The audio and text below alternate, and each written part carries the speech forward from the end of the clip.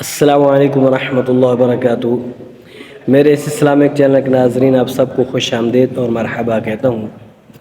آج جو حدیث پڑھوں گا، دفن کے بعد قبر کے پاس دعا و استغفار مستحب ہے۔ حضرت امیر المؤمنین سیدنا عثمان بن عفان رضی اللہ تعالی عنہ نے فرمایا، حدیث سماعت فرمائیں، كان النبي صلى الله عليه وآله وسلم إذا فرغ من دفن الميت وقف عليه فقال استغفروا لأخيكم وسلوا له بالتثبيت فإنه الآن يسأل۔ یہ سنن ابی داؤد شریف کی حدیث ہے، اس کے اندر یہ حدیث موجود ہے۔ حدیث کا نمبر ہے 3221۔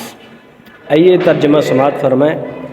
نبی اکرم صلی اللہ علیہ وآلہ وسلم جب تدفین میت سے فارغ ہوتے تو قبر کے پاس ٹھہرتے، کھڑے ہو جاتے اور صحابہ کرام رضوان اللہ تعالی علیہم اجمعین سے فرماتے، اپنے بھائی کے لیے استغفار یعنی دعائے مغفرت کرو اور اس کے لیے امتحان قبر میں ثابت قدمی کی دعا کرو، اس لیے کہ اب اس سے سوالات کیے جائیں گے۔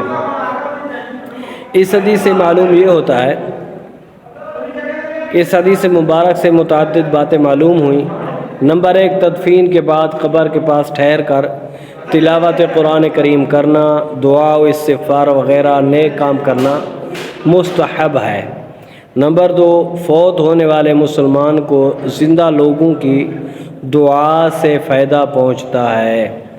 نمبر 3، امتحان قبر دفن کے بعد ہوتا ہے۔ اس حدیث سے معلوم یہ ہوتا ہے، قبر میں جب اس کو رکھ دیا جاتا ہے، تدفین ہو جاتی ہے، تو اس کے بعد جو ہے وہاں کچھ دیر ٹھہرنا، اس کے لیے دعا استغفار کرنا، قرآن پاک کی تلاوت کرنا، یہ مستحب عمل ہے اور ایسے کرنا چاہیے، حدیث سے ثابت ہے۔ یہ حدیث اچھی لگے ضرور سبسکرائب کریں، شیئر کریں اور لائک کریں۔ اللہ تعالیٰ اپنے پیارے حبیب کی صدقے ہمارے صغیرہ اور کبیرہ گناہوں کو معاف فرمائے اور ہم سب کو آخرت کی تیاری کرنے کی توفیق عطا فرمائے۔